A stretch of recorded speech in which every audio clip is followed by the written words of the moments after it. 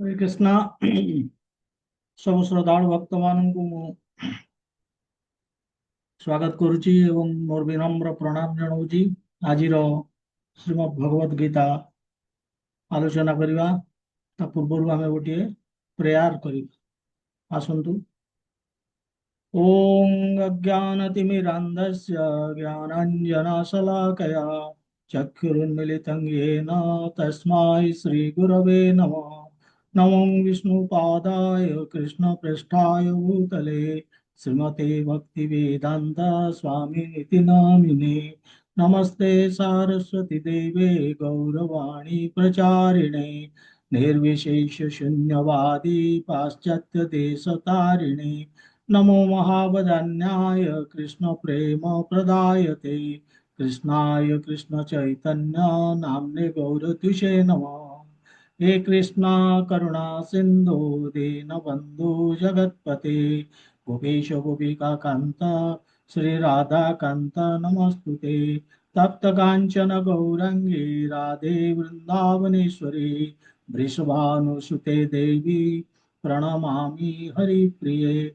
वाञ्छाकल्पतरुभ्यश्च कृपा सिन्धुभ्य एव च पतितानां पावनेभ्यो वैष्णवेभ्यो नमो नमः।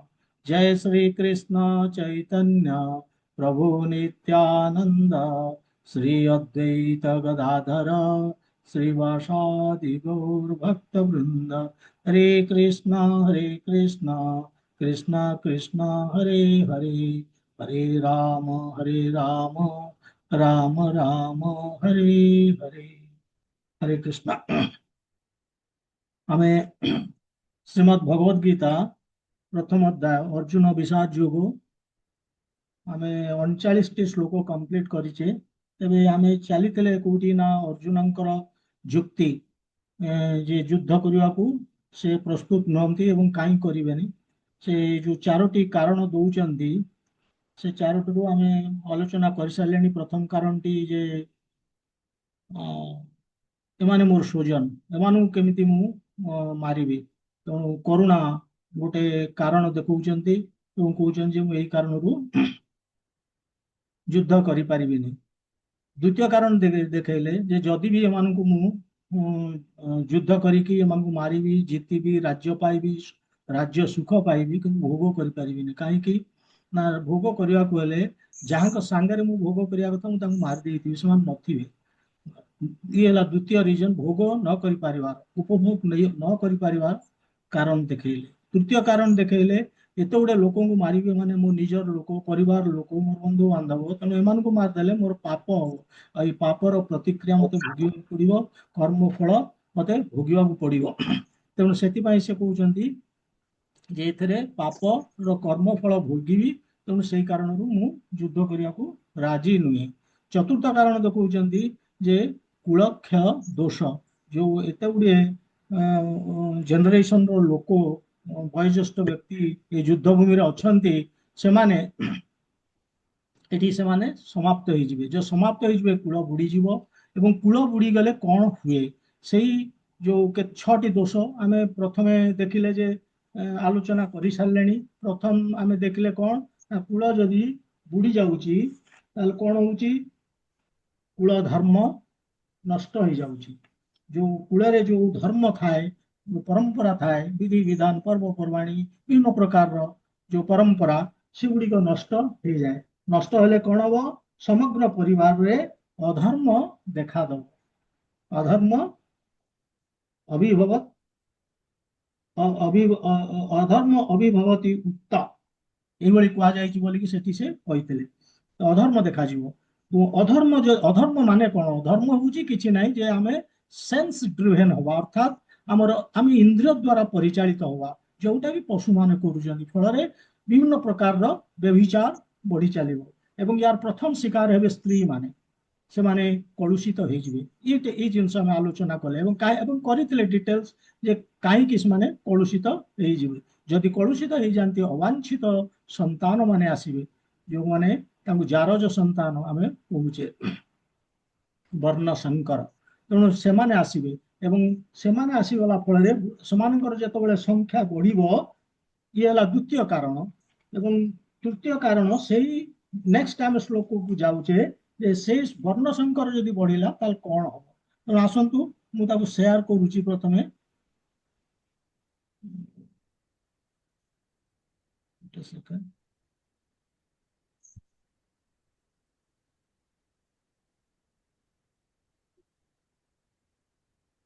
ହେଲା 41 ନମ୍ବର ଶ୍ଲୋକ। शङ्करो नरकायैव कुलघ्नानां कुलस्य च पतन्ति पितरो हेषां लुप्तपिण्डोदकक्रियाः। ଏଠି କହୁଛନ୍ତି ଶଙ୍କର ନରକାଇବ କୁଳାଘ୍ନାନାଂ କୁଳସ୍ୟ ଚ। ଶଙ୍କର ଯେତେବେଳେ ଏଇଭଳି ଅବାଞ୍ଛିତ ସନ୍ତାନ ମାନଙ୍କର ବୃଦ୍ଧି ପାଇବ, କୁଳ ଧ୍ୱଂସ ହେଇଗଲେ, ସ୍ତ୍ରୀ ମାନେ କଳୁଷିତ ହେଲେ, ଯେତେବେଳେ ବଢି ଚାଲେ ଅବାଞ୍ଛିତ ସନ୍ତାନ ମାନଙ୍କର ବର୍ଣ୍ଣ ଶଙ୍କର, ସେମାନେ କଣ କରିବେ? ନରକାଇବ, ସେମାନେ ନର୍କ ଭଳିଆ ସମସ୍ୟା ସୃଷ୍ଟି କରିବେ। ମାନେ ଏ ଜନ୍ମରେ, କାରଣ ସେମାନଙ୍କର କାମ ସେଇଆ, ସେମାନେ ପଶୁ ଭଳି କାମ କରିବେ, ତେଣୁ ନର୍କ ବନେଇଦେବେ ଏ ଜନ୍ମରେ। ଖାଲି ଏ ଜନ୍ମରେ ନୁହେଁ, ତାଙ୍କ ଯୋଗୁ ପରଜନ୍ମରେ ମଧ୍ୟ ନର୍କ ଭୋଗିବାକୁ ପଡିବ, ଏଇ କଥା ସେ କହୁଛନ୍ତି। ତେଣୁ ଶଙ୍କର ନରକାଇବ, ନରକାଇବ କାହା ପ୍ରତି, କି କାହାକୁ, କିଏ କୋଉମାନେ ଏଇ ଯୋଉ ନରକ ଅବସ୍ଥା ଭୋଗିବେ? କୁଳଘ୍ନାନାଂ କୁଳସ୍ୟ ଚ, ଯୋଉମାନେ ଏ ବଂଶକୁ ଧ୍ୱଂସ କରିବା ପାଇଁ କାରଣ ହେଇଛନ୍ତି ସେମାନେ। ଇନଡାଇରେକ୍ଟଲି ଅର୍ଜୁନ, କାହିଁକି ନା ସେ ହିଁ ବର୍ତ୍ତମାନ ଯୁଦ୍ଧ କରିବେ, ତାଙ୍କୁ ଧ୍ୱଂସ କରିବେ, ତେଣୁ ସେମାନେ କୁଳଘ୍ନାନାଂ କୁଳସ୍ୟ ଚ, ଖାଲି ଯିଏ କୂଳକୁ ଧ୍ୱଂସ କରିଛି ତା ପାଇଁ ନରକ ପରିସ୍ଥିତି ସୃଷ୍ଟି ହଉନି। କୁଳସ୍ୟ, କୂଳ ମଧ୍ୟ ମାନେ ପରିବାରରେ, କାରଣ ଏଇ ଅବାଞ୍ଛିତ ପିଲା ପରିବାରରେ ବିଭିନ୍ନ ପ୍ରକାରର ବିଭ୍ରାଟ ସୃଷ୍ଟି କରିବେ, ସେମାନେ ହ୍ୟାଭକ୍ ତିଆରି କରିବେ। କାରଣ ଇନ୍ଦ୍ରିୟ ଡ୍ରିଭେନ୍, ସେମାନେ ଇନ୍ଦ୍ରିୟ ଦ୍ୱାରା ପରିଚାଳିତ। ଏବଂ ଫଳରେ କଣ ହବ ସେଇ କହୁଛନ୍ତି, ତାପରେ କଣ ହବ ନା ପତନ୍ତି ପିତରୋ ହେଇସାଂ, ପତନ୍ତି ପିତରୋ ମାନେ ପୁତ୍ର ପୁରୁଷ ମାନଙ୍କର ପତନ ହୁଏ, ପିତୃପୁରୁଷ ତାଙ୍କର ପତନ ହୁଏ। ଲୁପ୍ତ ମାନେ ପିତୃପୁରୁଷଙ୍କର ଯୋଉ ଆର ସହିତ ସମ୍ପର୍କ କଣ, ମାନେ ଯଦି ବର୍ଣ୍ଣ ଶଙ୍କର ବଢିବେ, କୂଳର ଯୋଉମାନଙ୍କୁ ଧ୍ୱଂସ କରିଛନ୍ତି ତାଙ୍କର ନରକ ଅବସ୍ଥା ହବ। ଖାଲି ତାଙ୍କର ହବନି, ଯୋଉମାନେ ଯୋଉ ପରିବାରରେ ସେମାନେ ଆସିବେ ତାଙ୍କ ପାଇଁ ମଧ୍ୟ ନରକ ଅବସ୍ଥା ସୃଷ୍ଟି ହେଲା ଏ ଜନ୍ମରେ ଏବଂ ପର ଜନ୍ମ ମଧ୍ୟ।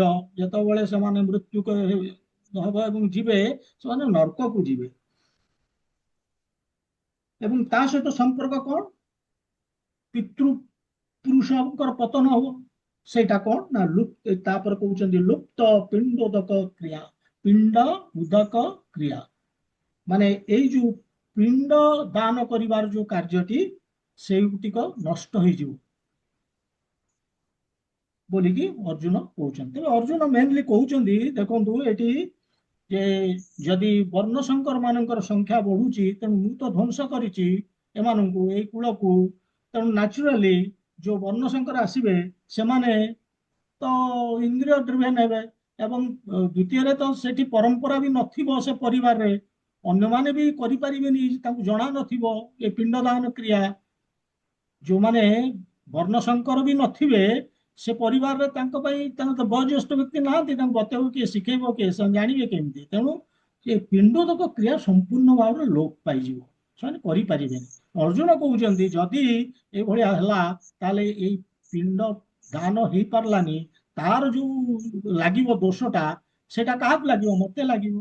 ତେଣୁ ମୁଁ ଯୁଦ୍ଧ କରିବି ନାହିଁ ବୋଲିକି, ନ କରିବା ଠିକ ବୋଲିକି ଅର୍ଜୁନ କହୁଛନ୍ତି, କନଭିନ୍ସ କରୁଛନ୍ତି କୃଷ୍ଣଙ୍କୁ। ତେବେ ଏଠି ଗୋଟେ ମେନ୍ ଜିନିଷ ସେ କହୁଛନ୍ତି ଯେ କଣ ନା ଲୁପ୍ତ ପିଣ୍ଡୋଦକ କ୍ରିୟା। ଏଇଠି କଣ ଏବଂ ଇଏ କାହିଁକି କରାଯାଏ, କଲେ କଣ ହବ, यार विज्ञान कौन, ତାକୁ ଆମେ ଡିଟେଲ୍ସ ବୁଝିବା। ଯେ ଆକ୍ଚୁଆଲି ପିଣ୍ଡୋଦକ କ୍ରିୟା ମାନେ କିଛି ଖାଦ୍ୟ ଏବଂ ପାଣି ପିତୃପୁରୁଷଙ୍କୁ ଅର୍ପଣ କରାଯାଏ, ଇଏ ହଉଛି ପିଣ୍ଡୋଦକ କ୍ରିୟା। ୟାକୁ କାହିଁକି କରାଯାଏ ନା ମୃତ୍ୟୁ ପରେ ନର୍ମାଲି କଣ ହଉଛି ନା ଯେତେବେଳେ ମୃତ୍ୟୁ ହେଇଯାଉଛି ଆମେ ଶରୀରରୁ ବାହାରି ଯାଉଛି ଯୋଉ ସୂକ୍ଷ୍ମ ଶରୀରଟି ସେ ଆମ ଆତ୍ମାକୁ ନେଇକି ଚାଲି ଯାଉଛି କୁଆଡେ ନା ଗୋଟିଏ ନୂତନ ଶରୀରର ଅନ୍ୱେଷଣରେ ଆଇଦର ସେ ନୂତନ ଶରୀର ପାଇସାରିଥିବ ନହେଲେ ସେ ପାଇ ନଥିବ ଯଦି ପାଇଥିବ ତାହେଲେ ସେ ଅନ୍ୟ ଶରୀରରେ ସେଠି ଯନ୍ତ୍ରଣା ଭୋଗୁଥିବ କାହିଁକି ନା ଏ ଜନ୍ମରେ ଯୋଉ ପାପ କରିଛି ତାର ପ୍ରତିକ୍ରିୟା ସେଠି ସେ ଭୋଗୁଥିବ ନିଶ୍ଚିତ ରୂପେ ଇଏ ହେଲା ପ୍ରଥମ ଦ୍ୱିତୀୟରେ ଯଦି ଶରୀର ପାଇନଥିବ ତାହେଲେ ସେ କଣ ହେଇଥିବ ନା ସେଇ ସୂକ୍ଷ୍ମ ଶରୀରରେ ସେ ଆତ୍ମାଟି ଥିବ ସେଠି ସେ କୋଉଠି ଗଛ ଉପରେ କୋଉଠି ଇଏ ଉପରେ କୋଉଠି ଖୁଣ୍ଟ ଉପରେ ସେ ଲଟକିକି ଥିବ ଭୂତ ରୂପେ ତାକୁ ଭୂତ କହନ୍ତି ସେ ଥିବେ ସେ ଶରୀର ପାଇନଥିବେ କୌଣସି କାରଣବଶତଃ ଯଦି ଶରୀର ପାଇନାହାନ୍ତି ତାହେଲେ ସେମାନେ ମଧ୍ୟ ଅତି କଦର୍ଯ୍ୟ ଅବସ୍ଥାରେ ଥିବେ ସେମାନେ ବହୁତ ଭୋଗୁଥିବେ କଷ୍ଟ ପାଉଥିବେ ସେମାନେ ତାଙ୍କୁ ଶରୀର ମିଳିନି ଫଳରେ କଣ ହେଲା ନା ଦୁଇ ଜଣ ଯାକ ଏକୁ ମୁଁ ଷ୍ଟପ୍ କରିଦଉଛି ଗୋଟେ ସେକେଣ୍ଡ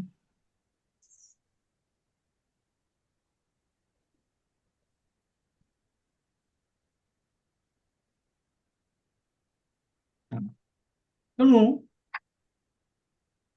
କଣଟା କହୁଥିଲି ଯଦି ଏମାନେ ପାଇନଥିବେ ଶରୀର ଯିଏ ସିଏ ଭୂତ ହେଇକି ଥିବେ ଯିଏ ପାଇଥିବେ ସେମାନେ ସଫର କରୁଥିବେ ଯିଏ ଏ ଦୁଇଟି ଯାକ ସୂକ୍ଷ୍ମ ଶରୀରରେ ଯିଏ ଅଛି ଭୂତ ଅବସ୍ଥାରେ ବା ଶରୀର ପାଇଯାଇଛି ଏମାନେ ଅତି ଯନ୍ତ୍ରଣା ଭୋଗୁଥିବେ କାହିଁକି ନା ପୂର୍ବ ଜନ୍ମରେ ଏମାନେ ପାପ ନିଶ୍ଚିତ ଭାବରେ କରିଛନ୍ତି ଏଥର ସନ୍ଦେହ ନାହିଁ ଆମେ ଡେଲି ଆମେ ଚାଲି ଯାଉଛେ କେତେ ପିମ୍ପୁଡି ମାରୁଛେ ପାଦରେ ଅନନୋଇଂଲି ଘରେ କେତେ ଅସରପା ଆମେ ସଫା କରିଦଉଛେ ମଶା କାମୁଡୁଛି ବ୍ୟାଟ୍ ଧରିକି ପିଟିକି ତାକୁ ମଧ୍ୟ ଆମେ ସଫା କରୁଛେ ତେଣୁ ଆମେ ବିଭିନ୍ନ ପାପ କରୁଛେ ଏମିତି ଦେଖିଲେ ଏମିତି କାଉଣ୍ଟ କଲେ ଏମିତି ଇନନେବରେବଲ ମାନେ ବହୁତ ଅସଂଖ୍ୟ ପାପ କରୁଛେ ତେଣୁ ସେ ପ୍ରତିକ୍ରିୟା ସେ ଭୋଗୁଥିବେ ତେଣୁ ଏ ପ୍ରତିକ୍ରିୟାରୁ ଉଦ୍ଧାର କରିବା ପାଇଁ ତାଙ୍କୁ ସେ କଷ୍ଟରୁ ଉଦ୍ଧାର କରିବା ପାଇଁ ଏଇ ପିଣ୍ଡୋଦକ କ୍ରିୟାଟି ରଖାଯାଇଛି ଏ ପିଣ୍ଡୋଦକ କ୍ରିୟା ମାନେ କଣ ନା ଆମେ କିଛି ଖାଦ୍ୟ ଆଉ ପାଣି ଦଉଛେ କାହାକୁ ସେ ପିତୃପୁରୁଷଙ୍କୁ ଏବଂ ସେ ଖାଦ୍ୟ ପାଣି ଯୋଉ ଆମେ ଦଉଛେ ଏମିତି ନୁହଁ କି ଆମ ପିତୃପୁରୁଷଙ୍କୁ କଣ ଭଲ ଲାଗୁଥିଲା ନାଇଁ ମାନେ କେହି କେହି ଭାବନ୍ତି ଆମ ପିତୃପୁରୁଷଙ୍କୁ ଭଲ ଲାଗୁଥିଲା ମାଂସ ଭଲ ଲାଗୁଥିଲା ମଦ ତେଣୁ ଟିକେ ଦବା ପିଣ୍ଡରେ ନାଇଁ ଏମିତି ନାଇଁ ଦିଆଯିବ କୋଉଟା କଣ ନା ଯୋଉଟା ବିଷ୍ଣୁଙ୍କୁ ଭଲ ଲାଗେ ଯୋଉଟା ବିଷ୍ଣୁଙ୍କୁ ଭଲ ଲାଗେ ଆମେ ସେଇଗୁଟିକ ଦବା ସେଇ ଖାଦ୍ୟ ଦବା ସେଇ ପାଣି ସେଇ ଖାଦ୍ୟ ଦବା ଯୋଉଟା ବିଷ୍ଣୁଙ୍କୁ ଅର୍ପଣ କରାଯାଇ ପାରିବ ତାହେଲେ କଣ ହବ ନା ଯେତେବେଳେ ଆମେ ବିଷ୍ଣୁଙ୍କୁ ଅର୍ପଣ କଲେ ପ୍ରଥମେ ସେଇ ଖାଦ୍ୟ ଆଉ ସେଇ ପାଣି ସେ କଣ ହେଲା ସେ ମହାପ୍ରସାଦ ହେଇଗଲା ମହାପ୍ରସାଦ ଏବଂ ସେଇ ମହାପ୍ରସାଦକୁ ଘରର ଯୋଗ୍ୟତମ ସନ୍ତାନ ସେ ତାକୁ ପିତୃପୁରୁଷକୁ ଅର୍ପଣ କରେ ଏବଂ ସେଇ ଯୋଉ ପ୍ରସାଦ ଅର୍ପଣ କରାଗଲା ସେମାନେ ପାଇବେ ପାଇଲେ ସେ ଯୋଉ କଷ୍ଟ ଭୋଗୁଛନ୍ତି ସେଥିରୁ ସେମାନେ ଉଦ୍ଧାର ପାଇବେ ଏବଂ ଇଏ ବର୍ଷକୁ ଥରେ ବି କରାଯାଏ ପ୍ରଶ୍ନ ଉଠିବ ବର୍ଷକୁ କାହିଁକି ଥରେ ତାହେଲେ ଆମେ ତ ତାମାନେ ତାଙ୍କୁ ଖାଇବାକୁ ବର୍ଷକୁ ଥରେ କଣ ସେମାନେ ଖାଇବେ ନାହିଁ ସେଟା କଣ ହଉଛି ନା ଆମର ଯୋଉ 6 ମାସ ଯୋଉଟା ସେଇଟା ପିତୃପୁରୁଷରେ ଦେବଲୋକ ପିତୃପୁରୁଷ ପିତୃଲୋକ ସେଠି କଣ ହଉଛି ନା ଆମ 6 ମାସଟା ହଉଛି ସେଠି 12 ଘଣ୍ଟା ଦିନ ନେକ୍ସଟ ଆମର 6 ମାସଟା ହଉଛି ତାଙ୍କର 12 ଘଣ୍ଟା ରାତି ତା ମାନେ ତାଙ୍କର ଗୋଟେ ଦିନ ଆମର ଗୋଟେ ବର୍ଷ ତେଣୁ ଆମେ ବର୍ଷକରେ ଯେତେବେଳେ ଆମେ ସେ ପିଣ୍ଡଟିକୁ ଦାନ କରୁଛେ ପିଣ୍ଡ ଅର୍ପଣ କରୁଛେ ତାମାନେ ଆମେ ପ୍ରତ୍ୟେକ ଦିନ ଅର୍ପଣ କରୁଛେ ପିତୃପୁରୁଷକୁ ତେଣୁ ଇଏ ହଉଛି ପିଣ୍ଡୋଦକ କ୍ରିୟା ପ୍ରଶ୍ନ ଉଠିବ ଯେ କରିବାର ଆବଶ୍ୟକତା କଣ? ଆବଶ୍ୟକତା ଏଇଥିପାଇଁ ଯେ ଆମେ ବହୁତ ଲୋକଙ୍କ ପାଖରେ ଋଣୀ, ବହୁତ ଲୋକଙ୍କ ପାଖରେ, ପିତୃପୁରୁଷଙ୍କ ପାଖରେ ଆମେ ଋଣୀ। କାରଣ ତାଙ୍କ ଯୋଗୁ ଆମେ ଆଜି ଯୋଉଠି, ତାଙ୍କ ଯୋଗୁ। ଏକ ତ ଆମକୁ ସେମାନେ ଜନ୍ମ କରିଛନ୍ତି। ମୋର ବାପା ଯିଏ, ସିଏ ଆସିଲେ କେମିତି? ତାଙ୍କ ବାପା ତାଙ୍କୁ ଆଣିଲେ ଏବଂ ତାଙ୍କୁ ବଡ କଲେ, ମଣିଷ କଲେ। ତେଣୁ ତାଙ୍କର ଅବଦାନ ରହିଛି। ତ ପ୍ରତ୍ୟେକ ଏ ଲାଇନରେ ପ୍ରତ୍ୟେକଙ୍କର ଅବଦାନ ରହିଛି, ଯୋଉ ଅବଦାନ ଫଳରେ ଆଜି ମୁଁ ଏଠି। ତେଣୁ ମୋର କର୍ତ୍ତବ୍ୟ ତାଙ୍କୁ ଦବା, ପିଣ୍ଡ ଦବା ଏବଂ ଉଦ୍ଧାର କରିବା ସେ ଯୋଉ କଷ୍ଟ ଭୋଗୁଥିବେ। ତେଣୁ ଆମେ ବହୁତ ଲୋକଙ୍କ ପାଖରେ, ବହୁତ ଲୋକଙ୍କ ପାଖରେ, ବହୁତ ଜଣଙ୍କ ପାଖରେ ଆମେ ଋଣୀ। କାହା କାହା ପାଖରେ ଋଣୀ? ଆମେ ଦେବତା ମାନଙ୍କ ପାଖରେ ଋଣୀ, ଋଷି ମାନଙ୍କ ପାଖରେ ଋଣୀ, ଆଉ ଅନ୍ୟ ଜୀବ ମାନଙ୍କ ପାଖରେ ଋଣୀ, ବନ୍ଧୁ ବାନ୍ଧବ ମାନଙ୍କ ପାଖରେ ଋଣୀ, ଅନ୍ୟାନ୍ୟ ସାଧାରଣ ଲୋକ ତାଙ୍କ ପାଖରେ, ଜନସମାଜରେ ଆମେ ଋଣୀ, ପିତୃପୁରୁଷରେ ମଧ୍ୟ ଆମେ ପାଖରେ ଆମେ ଋଣୀ। ଏତେ ଲୋକଙ୍କ ପାଖରେ ଆମେ ଋଣୀ। ଆମେ ଏଠି ପିତୃପୁରୁଷଙ୍କୁ ଦେଲେ, ଅନ୍ୟମାନଙ୍କ ପାଇଁ ଆମେ କଣ କରୁଛେ? ତାଙ୍କ ପାଇଁ ବି କରିବାର ଅଛି। ସେଥିପାଇଁ ଦେବତା ମାନଙ୍କୁ କାହିଁକି ରଖା ହେଇଛି? ଏଇଠି ପଢିବା ଆମେ, ଏଇ ଗୀତାରେ ଆଗକୁ ଯାଇକି ପଢିବା ଯେ ଦେବତା ମାନଙ୍କୁ ମଧ୍ୟ ଆମର ଯଜ୍ଞ ମାଧ୍ୟମରେ ଆମେ ତାଙ୍କୁ ଖୁସି କରୁଛେ, ତାଙ୍କ ପାଖରେ ଆମେ ଋଣୀ। ଗୋଟେ ସେକେଣ୍ଡ।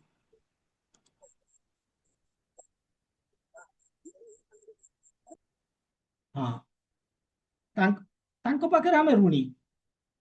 ତେଣୁ ତାଙ୍କୁ ମଧ୍ୟ ଆମେ ଯଜ୍ଞ ମାଧ୍ୟମରେ, ଯେମିତି ଇନ୍ଦ୍ର ଦେବତାଙ୍କୁ ଆମେ ଖୁସି କରୁଛେ ଯଜ୍ଞ କରିକି, ନହେଲେ ପାଣି ମିଳିବନି, ବର୍ଷା ମିଳିବନି। ସୂର୍ଯ୍ୟ ଦେବତାଙ୍କୁ ପାଣି ଦଉଛେ। ତେଣୁ ଆମେ ସମସ୍ତଙ୍କ ପାଖରେ ଋଣୀ। ଯେମିତି ବହୁତ ଦେବତା ତ 33 କୋଟି, 33 ପ୍ରକାରର ଦେବତା, କିନ୍ତୁ ଆମେ ସମସ୍ତଙ୍କୁ ଜୀବନରେ, ଏବଂ ଇଏ ତ ହେଲା ଦେବତା। ଆମେ ଋଷିମାନେ ଆମକୁ କଣ ଦେଇଛନ୍ତି? ଜ୍ଞାନ ଶାସ୍ତ୍ର ଦେଇଛନ୍ତି, ତାଙ୍କ ପାଖରେ ବି ଆମେ ଋଣୀ। ଅନ୍ୟ ଜୀବ କହିଲେ ଗାଈ ଆମକୁ କ୍ଷୀର ଦଉଛି, ଆମେ କଣ ଦଉଛେ ତାକୁ? ତା ପାଖରେ ଆମେ ଋଣୀ। ଗଛ ଆମକୁ ଛାଇ ଦଉଛି, ପବନ ଦଉଛି, ଆମେ ବି ତା ପାଖରେ ଋଣୀ। କୋଇଲି ଭଲ ସୁନ୍ଦର, ସକାଳୁ ଉଠିଲେ ତାର ଗାନା ଶୁଣୁଛେ ଆମେ, କୁକୁ, ସେ ବି ଆନନ୍ଦ ଦଉଛି ଆମକୁ। ଆମେ କଣ ତାକୁ ଦଉଛେ? ତେଣୁ ଅନ୍ୟ ଜୀବଙ୍କ ପାଖରେ ମଧ୍ୟ ଆମେ ଋଣୀ। ଏମିତି ସମାଜରେ ଯେତେ ଲୋକ ଅଛନ୍ତି, ପ୍ରାୟ ସେଥିରୁ ଅଧିକାଂଶ ଲୋକ ପାଖରେ ଆମେ ଋଣୀ ସମାଜରେ। ଏବଂ ନ୍ୟାଚୁରାଲି ପିତୃପୁରୁଷଙ୍କ ପାଖରେ ତ ଆମେ ଋଣୀ। ତେଣୁ ଆମେ ଯଦି ପ୍ରକୃତରେ ସେମାନଙ୍କୁ ସାଟିସ୍ଫାଇ କରିବାକୁ ଚେଷ୍ଟା କରିବା, ଏବଂ ତାଙ୍କୁ ଯଦି ଆମେ ତାଙ୍କ ସେ ଋଣକୁ ଶୁଝିବାକୁ ଚେଷ୍ଟା କରିବା, ଆମେ ପାରିବାନି। ଆମେ ପାରିବାନି। ଆମ ପାଖରେ ସମୟ ବି ନାହିଁ। ଏ କଳି ଯୁଗରେ ଆମ ପାଖରେ ସମୟ ବି ନାହିଁ, କରିପାରିବାନି। ସେଥିପାଇଁ ଗୋଟେ ଭାଗବତମରେ ଗୋଟେ ସୁନ୍ଦର ଶ୍ଲୋକଟି ଅଛି, ଏ ସମସ୍ୟାର ସମାଧାନ ଦବା ପାଇଁ। ସେଠି କହୁଛନ୍ତି, ସେଇ ଶ୍ଲୋକରେ କୁହା ହଉଛି, ଏଇଟା ହଉଛି ଭାଗବତମର 11 ସ୍କନ୍ଦ, 5 ଅଧ୍ୟାୟ, 41 ନମ୍ବର ଶ୍ଲୋକରେ ଏଇଟା ଆମେ ପାଇବା। ସେଠି କହୁଛନ୍ତି, ଦେବର୍ଷିଭୂତ ଆତ୍ମନୃଣାମ୍ ପିତॄଣାଂ न किङ्करो नायं ऋणी च राजन् सर्वात्मा यः शरणं शरण्यं गतो मुकुन्दं परिहृत्य कृताम्। ବୋଲେ ଏଠି କୁହା ହଉଛି, ଏଇ ଯୋଉଠି କୁହା ହେଲା, ଯୋଉ ଦେବର୍ଷି ଋଷି ଭୂତ ଆତ୍ମ ନୃଣାଂ ପିତୃଣାଂ, ଏଇମାନଙ୍କ ପାଖରେ ଆମେ ଋଣୀ। କିନ୍ତୁ ସେ କହୁଛନ୍ତି ଏମାନଙ୍କ ପାଖରେ ଆମର କୌଣସି କର୍ତ୍ତବ୍ୟ ରହିବନି। ପରିହୃତ୍ୟ କ୍ରତମ୍, ମାନେ ଯୋଉମାନଙ୍କର ମ୍ୟାଟେରିଆଲ, ମାନେ ଭୌତିକ ଯୋଉ କର୍ମ ସେମାନେ ଛାଡି ଦଉଛନ୍ତି, କରିପାରୁନାହାନ୍ତି, ସେମାନେ ଯଦି ତାଙ୍କ ପାଖରେ ଆମେ ଋଣୀ ବି ହବାନି, ଯଦି ସର୍ବାତ୍ମନା, ମାନେ ସର୍ବ ଆତ୍ମନା, ପୁରା ପ୍ରାଣ ଦେଇକି, ମନ ଦେଇକି आमे कौन करुचे यह शरणम शरण्यम आमे शरण नौचे कहार शरण्यम जहाँ पाखरे शरण निया जाए से किए मुकुंदम माने श्रीकृष्ण जदि तांको पाखरे हम संपूर्ण शरण नहीं गले ताले यार आउ आवश्यकता नहीं ये मानक पाई ये पिंड दान करिवा अर्थात कहवार अर्थ जदि आमे वैष्णव हो गले आमे विष्णु भक्त हो गले वैष्णव माने वैष्णव जहाँ करवा दरकार जहाँ करती आमे जदि सेही भली एवं संपूर्ण रूपे आमे समर्पित भगवान को पाखरे ताले हमकु ए सब कार्य करिवार आवश्यकता नाही बोली ए श्लोक रे कुआ होउची काहे कि ता मध्य पुणी सेही भागवतम रे आउ गोटे श्लोक रे ताकू एक्सप्लेन करिके कहिबे जे काहे कि जदि हम कृष्ण को देली एमान को दबा दरकार नहीं ये कथा कोठी कुआ होउची दरकार नहीं बोली कि जे देवता मानकु मु संतुष्ट करिया दरकार नहीं ऋषि मानकु संतुष्ट करिया दरकार नहीं पितृपुरुषଙ୍କ ପାଇଁ मोर किछि करिवार नहीं कौन से आउ गोटे सीटा पुणी चतुर्थ स्कंद रे अछि 31 अध्याय 14 नंबर श्लोक रे सेठी अछि सेठी भी अछि सेटा कौन यथा तरो मूल निषेचनेन जेमती पानी दिया जाए कोठी निषेचनेन माने जेमती पानी दिया जाए गछर मूल रे ताहले कौन हबो गछर मूल रे पानी देले कौन हबो तृप्यन्ति तृप्यन्ति तत् स्कंद भुज उपशाखा माने गंडी तार जो ब्रांच शाखा उपशाखा प्रशाखा इवन पत्र पुष्प फल ये सबू पाई खाली मूले पानी दियो गछरे समस्ते पाइले आमर दरकार नहीं गंडी रे पानी दवा गछर पत्र रे पानी दवा डाल रे पानी दवा उपशाखा रे दवा फल रे पानी दवा दरकार नहीं केवल सही देले हम कृष्ण होचंती मूल गछर रूट जे कृष्ण सीए सब देवता मान से ही सृष्टि करिसंती समस्त होचंती कृष्णंकर अंश तेणु आमे जदि सेठी पानी टे देले अर्थात तांकु ही जदि आमे तांको पाखरे आमे समर्पित हो गले ऑटोमेटिकली जेमती गछर डाल पत्र ये पाई जाउचंती सेमती ए देवता ये ऋषि ये पितृपुरुष ये मोर सांग मोर रिलेटिव जे भी रहिले समस्त पाखरे मोर आउ किछि कर्तव्य रहउनी से पाई गले मु तांकु कृष्ण पाखे जदि मु समर्पित हो गली से तृप्त हो साटिस्फाइड हो गले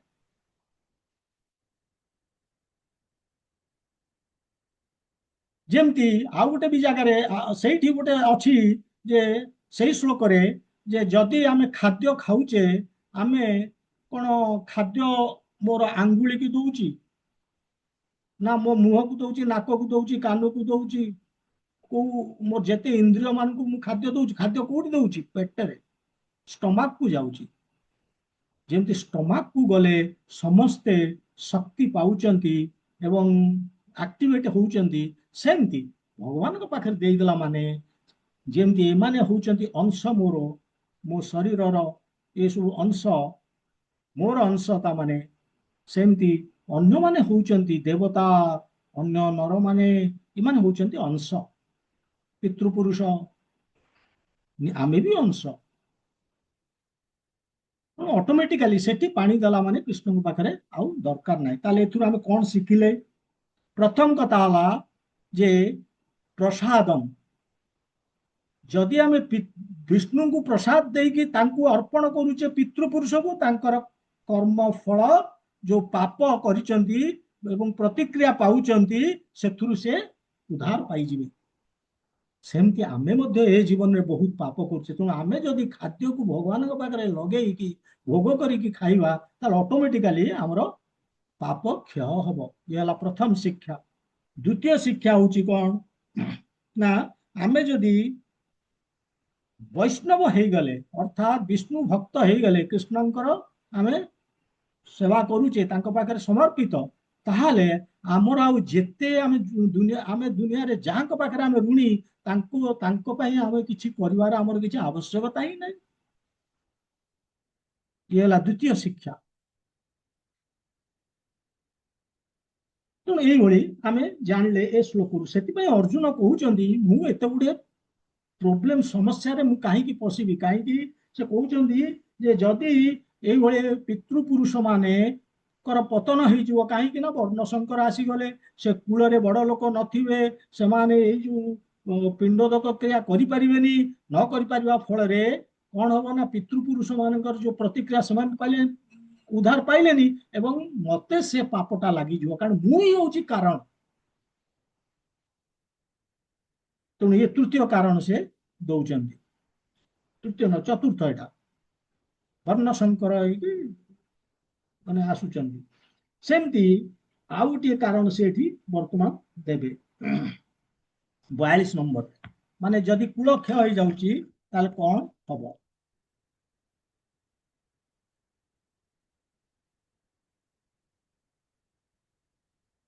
ସେୟାର କରୁଛି।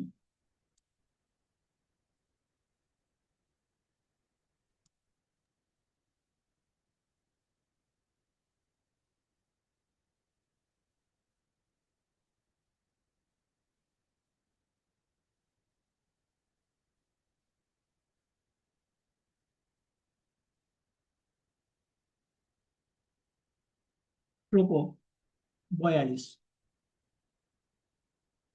दोषैरेते कुलाज्ञानं वर्ण संकर कारकै उच्चाद्यन्ते जाति धर्माः कुला धर्माश्च शाश्वताः। ଏଠି କହୁଛନ୍ତି ଦୋଷେଇ ଏତେ, ଏ ପ୍ରକାର ଦୋଷ ଯୋଗୁ। କୋଉ ପ୍ରକାରର ଦୋଷ? ବର୍ଣ୍ଣ ସଂକର, ଯେତେବେଳେ ସମାଜରେ ଅବାଞ୍ଛିତ ସନ୍ତାନ ମାନଙ୍କର ସଂଖ୍ୟା ବୃଦ୍ଧି ହଉଛି, ଏବଂ କହୁଛନ୍ତି ଏ ସଂଖ୍ୟା କାହିଁକି ବୃଦ୍ଧି ହଉଛି, ତାର କାରଣ କିଏ, କାର କେହି? ଏ କାରଣ ହଉଛନ୍ତି କୁଳଘ୍ନାନା, ଯୋଉମାନେ କୂଳକୁ ଧ୍ୱଂସ କରିଛନ୍ତି, କୂଳ ଧ୍ୱଂସ କରିଥିବା ଲୋକ। ସେ କିଏ ଏଠି? ସେ ହଉଛନ୍ତି ଅର୍ଜୁନ। ଅର୍ଜୁନ ଇନଡାଇରେକ୍ଟଲି ନିଜକୁ ଦୋଷୀ ମନେ କରୁଛନ୍ତି ଯେ ମୁଁ ଏଇ ଦୋଷର କାରଣ। ପରେ ଯାହା ହଉ, ସେ କହୁଛନ୍ତି ଯେ ବର୍ଣ୍ଣ ସଂକର ବଢିଲେ ଯୋଉ ଏତେ ଗୁଡେ ଦୋଷ ହଉଛି, ଏବଂ ଏଇ ଦୋଷର କାରଣ ହଉଛନ୍ତି ଯିଏ କୂଳକୁ ଧ୍ୱଂସ କଲା, ସେ ହେଲେ କଣ ହଉଛି? ଜାତି ଧର୍ମ, ଜାତି ଧର୍ମ କୁଳ ଧର୍ମାଶ୍ଚ ଶାଶ୍ୱତ, ଯୋଉ ଜାତି ଧର୍ମ କୁଳ ଧର୍ମ ଯୋଉଟା କି ଶାଶ୍ୱତ ପରମାନେଣ୍ଟ, ସ୍ଥିର ମାନେ ସ୍ଥାୟୀ, ଉଚ୍ଛାଦ୍ୟନ୍ତେ ନଷ୍ଟ ହେଇଯାଏ। ଦିଟା ଜିନିଷ ନଷ୍ଟ ହଉଛି। ଆମେ ତ ଜାଣିଥିଲେ କୁଳ ଧର୍ମ ତ ନଷ୍ଟ ହଉଛି, ସେ ଆଗରୁ କୁହାହେଇଥିଲା। କୁଳ ଧର୍ମ ବୋଲେ କିଛି ନାହିଁ, ପରମ୍ପରା। ପରମ୍ପରା ଆମ ପରିବାରରେ ବିଭିନ୍ନ ପରମ୍ପରା ଅଛି, ପୂଜା, ଯଜ୍ଞ, ବ୍ରତ, ଉପବାସ, ବିଭିନ୍ନ ପ୍ରକାରର ପରମ୍ପରା। ଜାତି ଧର୍ମ ସେଇଟା କଣ? ସେଇଟା ଭଗବାନ କୃଷ୍ଣ କହିଛନ୍ତି ଚତୁର୍ବର୍ଣ୍ଣ୍ୟାଂ ମୟା ସୃଷ୍ଟମ ବୋଲିକି, ସେ ମାନେ ମୁଁ ସୃଷ୍ଟି କରିଛି এই ଚାରିଟା ବର୍ଣ୍ଣ। ତେଣୁ ବର୍ଣ୍ଣାଶ୍ରମ ଜାତି ଧର୍ମ ମାନେ ସେଠି ମେନଲି କହୁଛନ୍ତି ବର୍ଣ୍ଣାଶ୍ରମ ଧର୍ମ, ଯୋଉଟା କି ଆବଶ୍ୟକ ରହିଛି ଏ ପରିବାର ପ୍ରତି, ସେତେବେଳେ ଥିଲା। ଏବେ ତ ବର୍ଣ୍ଣାଶ୍ରମ ଧର୍ମ ହିଁ ଲୋକ ଫଲୋ ହିଁ କରୁନାହାନ୍ତି, ଅନୁସରଣ କରୁନାହାନ୍ତି। ତାର ଅଛି ମୂଲ୍ୟ ଅଛି, କିନ୍ତୁ କରୁନାହାନ୍ତି। ତେବେ ଯାହା ହଉ ସେତେବେଳେ କରୁଥିଲେ, କିନ୍ତୁ ଯେତେବେଳେ କୂଳ ଧ୍ୱଂସ ପାଇଯାଉଛି, ବର୍ଣ୍ଣାଶ୍ରମ ଧର୍ମ ନଷ୍ଟ ହେଇଯିବ। କଣ ସେ ବର୍ଣ୍ଣାଶ୍ରମ ଧର୍ମ? ଚାରୋଟି ବର୍ଣ୍ଣ, ବ୍ରାହ୍ମଣ, କ୍ଷତ୍ରିୟ, ବୈଶ୍ୟ, ଶୂଦ୍ର। ଏବଂ ଇଏ ଜାତି ପ୍ରଥା ବି ନୁହେଁ, ଇଏ ବି ଜନ୍ମଗତ ନୁହେଁ କି ଯିଏ ବ୍ରାହ୍ମଣ କୂଳରେ ଜନ୍ମ ହେଇଗଲେ ବ୍ରାହ୍ମଣ ହେଇଯିବ, କ୍ଷତ୍ରିୟ କୂଳରେ ଜନ୍ମ ହେଇଗଲେ କ୍ଷତ୍ରିୟ ହେଇଯିବ। ଭଗବାନ ସେଇଭଳିଆ ସୃଷ୍ଟି କରିନଥିଲେ। ସେ କହିଥିଲେ ଗୁଣ କର୍ମ ବିଭାଗ ସହ, ଅର୍ଥାତ୍ ଗୋଟେ ଲୋକ ତା ପାଖରେ ଯୋଉ ଗୁଣ ରହିଛି, ଗୁଣ ତିନିଟା, ସତ୍ୱ, ରଜ, ତମ। ଯଦି ସତ୍ୱ ଗୁଣରେ ଜଣେ ଆସିଛି, ସେ ବ୍ରାହ୍ମଣ ହବ। ଯାହା ପାଖରେ ରଜ ଗୁଣ ଅଛି, ସେ କ୍ଷତ୍ରିୟ ହବ। ଯାହା ପାଖରେ ରଜ ଆଉ ତମ ମିଶିକି ଅଛି, ସେ ବୈଶ୍ୟ ହବ। ଯାହା ବ୍ୟବସାୟ ବାଣିଜ୍ୟ କରିବ, କ୍ଷତ୍ରିୟ ଯୁଦ୍ଧ କରିବ, ପୋଲିସ ସୈନ୍ୟ ଏମାନେ ସବୁ କିଏ? ମାନେ କ୍ଷତ୍ରିୟ। ଏବଂ ଆମର ଶୂଦ୍ର, ସେମାନେ ଯୋଉମାନେ ତମୋ ଗୁଣ ଖାଲି ଅଛି, ସେମାନେ ଶୂଦ୍ର, ସେମାନେ ଶ୍ରମ ଦାନ କରିବେ। ତ ଏଇଭଳି ଚାରୋଟି ଆମର ବର୍ଣ୍ଣ ରଖା ହେଇଥିଲା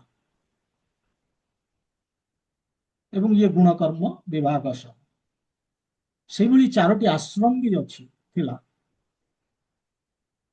ବ୍ରହ୍ମଚାରୀ, ଗୃହସ୍ଥ, ବାନପ୍ରସ୍ଥ, ସନ୍ନ୍ୟାସ। ତେଣୁ ଏଇ ଯୋଉ ଚାରୋଟି ଆଶ୍ରମ, ଏ ଚାରି ଜାତିରେ କୋଉଠି ବି ରହିଲା, ଚାରୋଟି ବର୍ଣ୍ଣ ଭିତରେ। ଏମିତି ନାହିଁ କି ଖାଲି ବ୍ରାହ୍ମଣ ବ୍ରହ୍ମଚାରୀ ହେବେ, ନାଇଁ। ବ୍ରହ୍ମଚାରୀ ଏ ଚାରୋଟି ବର୍ଣ୍ଣ ହେଇପାରିବେ, ଗୃହସ୍ଥ ଏ ଚାରୋଟି ବର୍ଣ୍ଣ ହେଇପାରିବେ, ବୈଶ୍ୟ ସରି ବାନପ୍ରସ୍ଥ ଏ ଚାରୋଟି, ସବୁ ସନ୍ନ୍ୟାସ ଏ ଚାରୋଟି ବର୍ଣ୍ଣ। ତେବେ କଣ ଏ ଚାରୋଟି ଆଶ୍ରମ? ଯେ ନର୍ମାଲି ଏଇ ଯୋଉ ଚାରି ବର୍ଣ୍ଣ, ଏମାନଙ୍କ ଭିତରୁ କିଏ ବ୍ରହ୍ମଚାରୀ ହେଇପାରନ୍ତି, ମାନେ ଆଉ ବିବାହ କରିବେନି, ସେମାନେ ବ୍ରହ୍ମଚାରୀ ହେଇ ଭଗବାନଙ୍କ ପାଖରେ ସମର୍ପିତ ହେବେ। ଯେମିତି ଆମେ ଦେଖୁଛେ ଇସ୍କନରେ ବ୍ରହ୍ମଚାରୀ, ସେମାନେ ବିବାହ କଲେନି। ଏବଂ ସିଏ ସେଥିପାଇଁ ଆମେ ଦେଖୁଛେ ଯେ ବ୍ରହ୍ମଚାରୀ ତାଙ୍କୁ ଗୋଟେ ଟ୍ରେନିଂ ଦିଆଯାଏ, ଯେମିତି ଏମାନଙ୍କୁ ମଧ୍ୟ ଟ୍ରେନିଂ ଦିଆହେଇଛି ବର୍ଣ୍ଣରେ କି ପ୍ରକାର ବ୍ରାହ୍ମଣ କଣ କରିବ ତାକୁ ଟ୍ରେନିଂ ଦିଆଯାଇଛି, କ୍ଷତ୍ରିୟ କଣ କରିବ ଟ୍ରେନିଂ ଦିଆଯାଇଛି, ସେମିତି ଆଶ୍ରମରେ ମଧ୍ୟ ପ୍ରଶିକ୍ଷଣ ଅଛି। ବ୍ରହ୍ମଚାରୀ ତାଙ୍କୁ ଶିକ୍ଷା ଦିଆଯିବ, ହେଲା ପରେ ତାଙ୍କୁ ଅପସନ ଦିଆଯାଏ, ସେ ଆଇଦର ବିବାହ କରିବେ ନହେଲେ ବିବାହ କରିବେ, ଯଦି ବିବାହ ନ କରିବେ ଆଜୀବନ ବ୍ରହ୍ମଚାରୀ ହେବେ, ବିବାହ କଲେ ଗୃହସ୍ଥ ହେଲେ। ଏବଂ ଗୃହସ୍ଥ ଜୀବନ ହଉଛି 25 ରୁ 50। ବ୍ରହ୍ମଚାରୀ ସେମାନେ ସେଇ ଗୃହସ୍ଥ ବାଲା ବ୍ରହ୍ମଚାରୀ ଥିବେ 25 ପର୍ଯ୍ୟନ୍ତ। 25 ପରେ ବ୍ରହ୍ମଚାରୀ ଯୋଉମାନେ ରହିବେ ସେ ଆଜୀବନ ରହିଲେ, କିନ୍ତୁ ଯିଏ ଗୃହସ୍ଥ ହେଇଗଲେ ସେ 50 ପର୍ଯ୍ୟନ୍ତ ଗୃହସ୍ଥ। 50 ପରେ ସେମାନେ 50 ରୁ 75, ଗୋଟେ ସେକେଣ୍ଡ,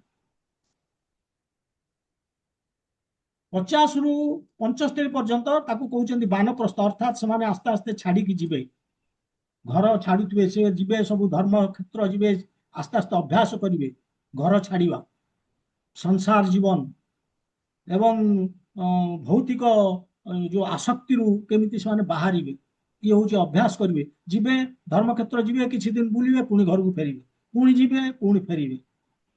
ଏମିତି କରି କରିକି ଯେତେବେଳେ ଗୋଟେ ସମୟ ଆସିବ 75 ପରେ ସମ୍ପୂର୍ଣ୍ଣ ଛାଡିଦେବେ, ସ୍ତ୍ରୀକୁ ତାଙ୍କ ପୁଅ ପାଖରେ ସମର୍ପଣ କରିକି ସେ ତାର ଦାୟିତ୍ୱ ନେବେ। ଇଏ ହଉଛି ଆମର ବର୍ଣ୍ଣାଶ୍ରମ ଧର୍ମ। ଏବଂ ଗୃହସ୍ଥର ଗୋଟେ ଇମ୍ପୋର୍ଟାଣ୍ଟ ଭୂମିକା ହଉଛି ଯେ ଗୃହସ୍ଥ ଏ ଚାରୋ ଏଇ ଯୋଉ ବାକି ତିନୋଟି ଯୋଉ ଆଶ୍ରମ ରହିଲା, ଏମାନଙ୍କର ଭରଣ ପୋଷଣ ଦାୟିତ୍ୱ ଗୃହସ୍ଥର, ନହେଲେ ବ୍ରହ୍ମଚାରୀ କୋଉଠୁ ତାର ଭରଣ ପୋଷଣ କରିବ, ବା ବାନପ୍ରସ୍ଥ କୋଉଠୁ କରିବ, ତା ପାଖରେ ଆଉ ନାହିଁ, ସନ୍ନ୍ୟାସ କୋଉଠୁ କରିବ। ତେଣୁ ଏ ତିନୋଟିର ଭରଣ ପୋଷଣ ହଉଛି ଗୃହସ୍ଥ।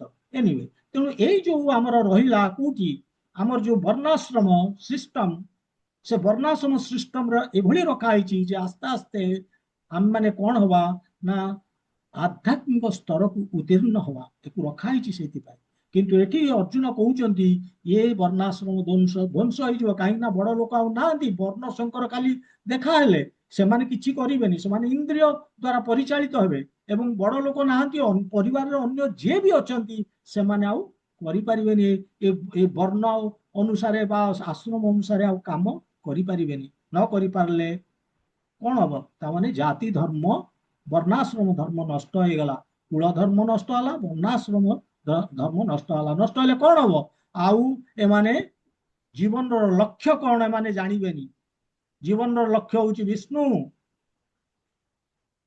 ବିଷ୍ଣୁଙ୍କୁ ପାଇବା ହଉଛି ଜୀବନର ଲକ୍ଷ୍ୟ। କାହିଁକି ନା ଜୀବନର ଲକ୍ଷ୍ୟ ହଉଛି ଜନ୍ମ ମୃତ୍ୟୁ ଜରା ବ୍ୟାଧି ଏ ଚାରୋଟିକୁ ସମାପ୍ତ କରିବା। କେମିତି କରିବା, ବିଷ୍ଣୁଙ୍କ ପାଖରେ ସମର୍ପିତ ହେଲେ।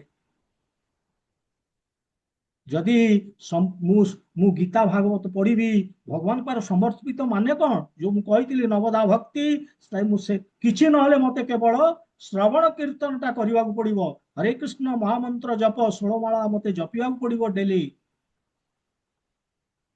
ତାହେଲେ ମୁଁ ଉତ୍ତୀର୍ଣ୍ଣ ହେବି। କେବଳ ଭଗବତ ଗୀତା ମୁଁ ଶୁଣିବି, ଶାସ୍ତ୍ର ଶୁଣିବି ଏବଂ ଜପ କରିବି, ବାକି ତକ ମୁଁ ନ କରିପାରିଲେ ମଧ୍ୟ ମୁଁ ଏଇଥିରେ, ଏଇ ଦୁଇଟିରେ ମୁଁ ଉପରକୁ ଉତ୍ତୀର୍ଣ୍ଣ ହେଇଯିବି। ଜନ୍ମ ମୃତ୍ୟୁ ଜରା ବ୍ୟାଧିକୁ ମଧ୍ୟ ମୁଁ ସମାପ୍ତ କରିପାରିବି। ଇଏ ହେଉଛି ଜୀବନର ଲକ୍ଷ୍ୟ। କିନ୍ତୁ ଯେତେବେଳେ ଏ ବର୍ଣ୍ଣାଶ୍ରମ ଧର୍ମ ନଷ୍ଟ ହେଇଯାଉଛି, ଅର୍ଜୁନ କହୁଛନ୍ତି ସେମାନେ ସବୁ ଇନ୍ଦ୍ରିୟ ଦ୍ୱାରା ପରିଚାଳିତ ହେବେ, ଆଉ ତାଙ୍କର ଆଧ୍ୟାତ୍ମିକ ଉନ୍ନତି ହବନି, ପଶୁ ଭଳିଆ ଜୀବନ ଯାପନ କରିବେ। ପଶୁ ଯେମିତି ଆହାର, ନିଦ୍ରା, ଭୟ, ମୈଥୁନ୍ୟ ଏ ଚାରୋଟି ଜିନିଷ କରୁଛନ୍ତି, ଏମାନେ ସେଇଭଳି ହିଁ ଖାଲି କରିବେ ମଣିଷ ମାନେ। ଏ ମଣିଷ ଜୀବନ ପାଇକି କିଛି ଲାଭ ହେଲା ନାହିଁ। ମଣିଷ ଜୀବନ ଯୋଉ ହ୍ୟୁମାନ ଫର୍ମ ଗୋଟେ ଦିଆହେଇଛି, ଆମେ ଅନ୍ୟ ଫର୍ମରେ, ଆମେ ତ ଥିଲେ ଅନ୍ୟ ଫର୍ମରେ, ସେଠୁ ଆମେ ଉଠି ଉଠି ଉଠିକି ମଣିଷ ଫର୍ମକୁ ଆସିଛେ। ଭଗବାନ ଏଇଥିପାଇଁ ଆମକୁ ଏ ଚାନ୍ସ ଦେଇଛନ୍ତି ଯେ ପୁଣି ଆଉ ତଳକୁ ଖସନା, ସେ ପଶୁ ପକ୍ଷୀ କୀଟ ଗଛ ଏଗୁଡାକ ନ ହେଇକି ସେଇ ମଣିଷ ଜନ୍ମ ଏଇଠୁ ଉଦ୍ଧାର ହବା ପାଇଁ ଚେଷ୍ଟା କର। କେମିତି ଏଇଠୁ ଖସିକି ତମେ ଚାଲିଯିବ, ଏଥିରୁ ମୁକ୍ତି, ଏ ଶରୀରରୁ ମୁକ୍ତି ମିଳିବ, ଭଗବାନଙ୍କ ପାଖକୁ ଚାଲିଯିବ। ସେଥିପାଇଁ ଏ ଶରୀର ଦିଆହେଇଛି। କାରଣ ଅନ୍ୟ ଶରୀରରେ ଆମେ ଏଇ ଆଧ୍ୟାତ୍ମିକ ଜୀବନ ଆମର ହେଇପାରିବ ନାହିଁ। ସେଗୁଡାକ ବାକି ସବୁ ଭୋଗଜନୀ, କେବଳ ଏଇ ଗୋଟିଏ ଏଇ ଶରୀରରେ ହିଁ ଆମେ କରିପାରିବା। ଯାହା ହଉ, ଦୁଇଟି ଶ୍ଲୋକରେ ଆମର ସମୟ ହେଇଗଲାଣି, ଆଉ କରିପାରିବାନି। ଠିକ ଅଛି, ନେକ୍ସଟ ଆମେ ସାରିଦବା, 46 ପର୍ଯ୍ୟନ୍ତ ସାରିଦବା। 43, 44, 45, 46 ଚାରୋଟି ଯାକ ନେକ୍ସଟ କ୍ଲାସରେ ସାରି ଆମେ କଣ କରିବା ନା, ମୁଁ କହିଥିଲି ଯେ ଗୋଟିଏ ଡିସ୍କସନ ଏଠି କରିବା କଥା, କରିନି। ଏଇ ଏକ ଅଧ୍ୟାୟ ସରିଲେ ଭଗବାନ ଶ୍ରୀକୃଷ୍ଣ ନିଜେ ଭଗବାନ, କିନ୍ତୁ ସେ କୁରୁକ୍ଷେତ୍ର ଯୁଦ୍ଧକୁ କାହିଁକି ରୋକିଲେ ନାହିଁ, ଏ ଜିନିଷ ଆମେ ଡିସ୍କସନ କରିବା। ଏଇ ଆମର ସରିଗଲା ପରେ ଏଇ ଚାରୋଟି ଶ୍ଲୋକ। ହରେ କୃଷ୍ଣ, ଆଜି ସମୟ ହେଇଯାଇଛି। ଦେଖନ୍ତୁ, ସବୁଦିନ ଯଦି ଆସିବେ ତାହେଲେ ଫାଇଦା ପାଇବେ। ଏବଂ ଜୀବନରେ ଭାବନ୍ତୁ ଯେ ଇଏ ହଉଛି ସବୁଠୁ ଇମ୍ପୋର୍ଟାଣ୍ଟ ଜିନିଷ, ଆଉ ବାକି ଯାହା ଇମ୍ପୋର୍ଟାଣ୍ଟ ବୋଲିକି ପ୍ରାୟୋରିଟି ଆସୁଛି ଲାଇଫରେ, ତାକୁ ଭାବନ୍ତୁ ସେ କେବେ ହେଲେ ମୋର ପ୍ରାୟୋରିଟି ହେଇପାରିବନି। ତାକୁ ଛାଡି ଦିଅନ୍ତୁ। ଏଇ ଯୋଉ ଅଧଘଣ୍ଟେ ସମୟ ଆପଣଙ୍କ ଜୀବନର ବହୁତ କିଛି ଆପଣଙ୍କୁ ଉପରକୁ ଉଠେଇବ ଏବଂ ବହୁତ କିଛି ଆଣିଦବ ଆପଣଙ୍କ ଜୀବନରେ। ତେଣୁ ରେଗୁଲାର ନହେଲେ ଆକୁ ମଧ୍ୟ ଆମେ କିଛି ଜାଣିପାରିବାନି ବା ଶିଖିପାରିବାନି। ଆମେ ଯଦି ଗୋଟେ କ୍ଲାସ କରିଦବା, 5 ଦିନ ଆସିବାନି ଏବଂ ଆମର କୋଉଠି ଗୋଟେ ଫଙ୍କସନ ଅଛି, କୋଉଠି ଗୋଟେ କଣ ଅଛି, ନା, ଯୁଆଡେ ଯାହା ଥାଉ ଏଇଟାକୁ ମୁଁ ଆଟେଣ୍ଡ କରିବି ମାନେ କରିବି ଏ କ୍ଲାସକୁ, ଏଇ ମନୋବୃତ୍ତି ଦେଇକି ଚାଲିବା ଦରକାର। ତେଣୁ ଆଜି ସମୟ ହେଇଯାଇଛି, ଆମେ ଆଉ ବିରାମ ନବା ଏଠି। ପୁଣି ଭେଟିବା ଆମେ ନେକ୍ସଟ ବୁଧବାର ଦିନ, କମିଂ ବୁଧବାର। ହରେ କୃଷ୍ଣ, ସମସ୍ତଙ୍କୁ ଧନ୍ୟବାଦ। ଆସୁଛନ୍ତି, ଶୁଣୁଛନ୍ତି, फायदा भी हब। ग्रंथराज श्रीमद् भगवद गीता की जय, श्रील प्रभुपाद की जय, गौर भक्त वृंद की जय। हरे कृष्णा।